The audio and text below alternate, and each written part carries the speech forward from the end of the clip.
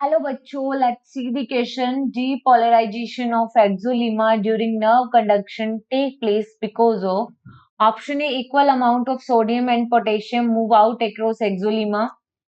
Option B, sodium ion move inside and potassium ion move outside.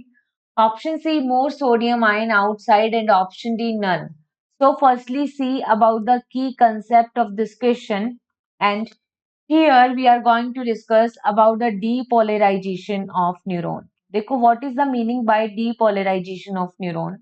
तो देखो जब कोई न्यूरॉन के अंदर इम्पल्स जनरेट होगा तो इम्पल्स जनरेट होने की वजह से वो मेम्ब्रेन जो है एक्सोन की मेम्ब्रेन जिसे एक्सोलेमा कहते हैं, तो इम्पल्स जनरेट होने से उनमें हम देखते हैं डीपोलराइजेशन होता है। ठीक है, डीपोलराइजेशन की कंडीशन में एक्शन पोटेंशियल भी जनरेट हो जाता है।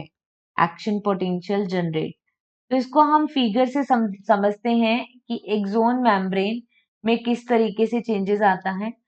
तो देखो पोलराइज कंडीशन में बाहर क्या है, पॉजिटिव चार्ज, अंदर है नेगेटिव चार्ज। बाहर सोडियम आयन ज्यादा है, इस वजह से बाहर पॉजिटिव चार्ज है, अंदर पोटेशियम आयन की वजह से नेगेटिव चार्ज है।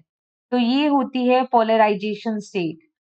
ठीक है, पोलराइजेशन स्टेट, और इस समय जो वोल्टेज रहता है that is -70 millivolt resting condition में।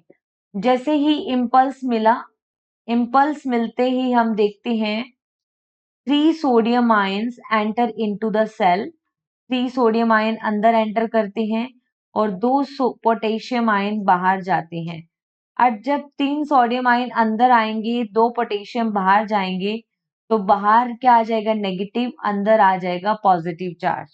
ठीक है, इस वजह से जो ये मेम्ब्रेन है, मेम्ब्रेन पोलराइज हो जाएगी क्योंकि सोडियम आयन अंदर आ रहे हैं। तो सोडियम आयन अंदर आने से मेम्ब्रेन क्या होगी, पॉजिटिव, और बाहर क्या आ जाएगा, नेगेटिव चार्ज।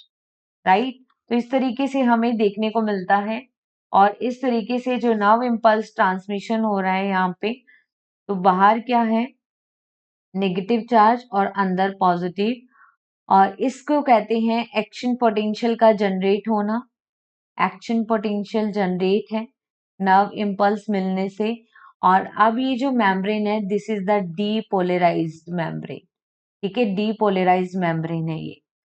तो इस कंडीशन में हमने क्या देखा, 3 sodium ion enter into the cell. तो देखो in option B, sodium move inside and potassium move outside.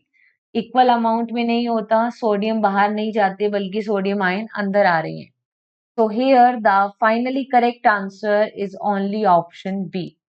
Hope you understood it well. Best of luck.